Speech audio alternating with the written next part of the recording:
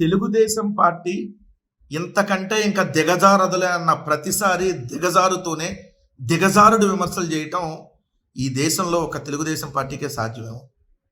వాళ్ళ క్యారెక్టర్ అలానే ఉంటుందేమో. ప్రజలు మీకు అధికారం ఇచ్చారు, బాధ్యతాయుతంగా హుందాగా వ్యవహరించాలి మంత్రులు కానీ ఎవరైనా కూడా. మీరు మంత్రులుగా ప్రమాణ స్వీకారం చేసి పట్టుమని 3-4 రోజులు కూడా కాల నిస్సిగ్గు విమర్శలు.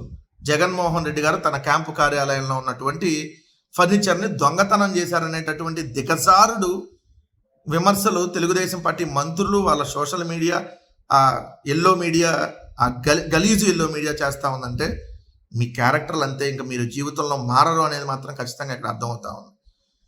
ఎక్కడైనా ఒక క్యాంపు కార్యాలయం ఉంటే నిజంగా అది ప్రభుత్వానికి సంబంధించినటువంటి క్యాంపు కార్యాలయం అయితే ఫర్నిచర్ అక్కడే ఉంటుంది, మళ్ళీ నెక్స్ట్ వచ్చినటువంటి ముఖ్యమంత్రి దాన్ని కొనసాగిస్తారు.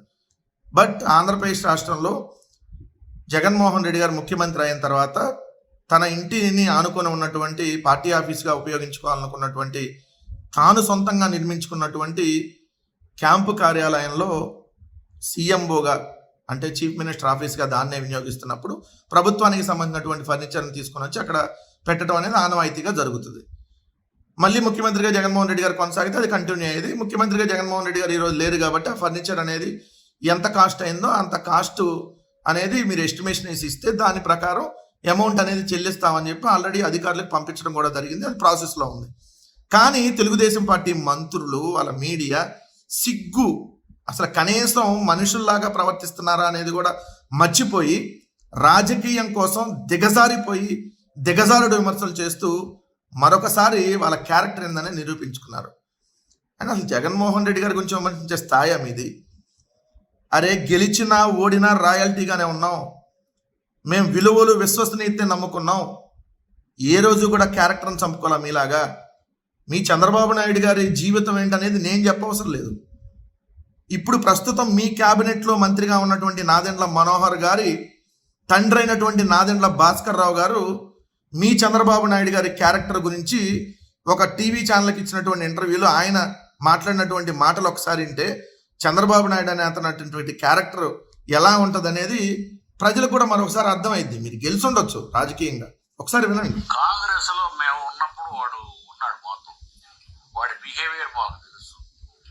నేను మినిస్టర్ గా ఉన్నప్పుడు నా దగ్గరికి వచ్చే రోజు అన్న ఈ ట్రాన్స్ఫర్ చేసి పెట్టకపోతే ఇంట్లో బియ్యం లేదే, అన్న ఈ ట్రాన్స్ఫర్ చేయకపోతే ఈ నెల రావుది, మీ సిస్టర్ వంట ఆపేస్తుంది, ఇట్లాంటి వేదవ మాటలన్నీ చెప్తూ ఉండేవాడు. దొంగ అన్నమాట వాడు. ఇంట్లో వాళ్ళకి కారణంగా చెప్పి దొంగ అన్నమాట. దొంగలు చేసే పనులు అయ్యాయి కదా. అండ్ వాడు జేబులు కొట్టేవాడని వచ్చింది నాకు రిపోర్ట్ వాడి గురించి. రైల్వే స్టేషన్ లో, తిరుపతి రైల్వే స్టేషన్ లో జేబులు కొట్టేవాడు వీడని పోలీసు వాళ్ళు రిపోర్ట్ రాశారు.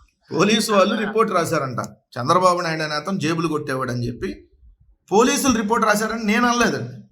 నాదెండ్ల భాస్కర్ రావు గారు ప్రస్తుతం మీ క్యాబినెట్లో నాదెండ్ల మనోహర్ గారు మంత్రిగా ఉన్నారు కదా, వాళ్ళ తండ్రి తెలుగుదేశం పార్టీలో ముఖ్యమంత్రిగా కూడా చేశారు. ఆయన మాట్లాడినటువంటి మాటలు, మీ క్యారెక్టర్ గురించి స్వయాన నందమూరి తారక రామారావు గారు మాట్లాడిన మాటలైతే ఇన్ని వీడియోలు ఉన్నాయి. సో గురివింద గింజకి తన నలిపేంటో తెలియదు అన్నట్టుగా మీ క్యారెక్టర్లో మీ తెలుగుదేశం పార్టీ క్యారెక్టర్ అలా ఉంటుంది కాబట్టి ప్రతి ఒక్కరు అలా ఉంటారని అనుకోవద్దు. జగన్మోహన్ రెడ్డి గారు అడ్వాన్స్ ట్యాక్స్ కట్టాడు, నీతిగా నిజాయితీగా రాజకీయాలు చేసాం, విలువలతో కూడిన రాజకీయాలు చేసాం. ఈరోజు కూడా అలానే చేస్తూ ఉన్నాం. ఓసారి ఓడిపోండొచ్చు, మళ్ళీ గెలుస్తాం. ఎక్కడా కూడా వదిలేటటువంటి ప్రసక్తి లేదు. మీరు ఎన్ని రకాల తప్పుడు కేసులు పెట్టుకున్నా, తప్పుడు ఆరోపణలు చేసినా, మీరు ఎన్ని రకాల కేసులు పెట్టుకుంటే అంత ఎక్కువగా పోరాడతాం. ఒకటైతే వాస్తవం, జగన్మోహన్ రెడ్డి గారు విలువలో విశ్వసనీయత నమ్ముకున్నాడు. అది ఒకసారి ఓడిపోయి ఉండొచ్చు, బట్ లాంగ్ రన్లో ఎప్పుడు గెలుస్తూనే ఉంటుంది. ఇది మాత్రం వాస్తవం.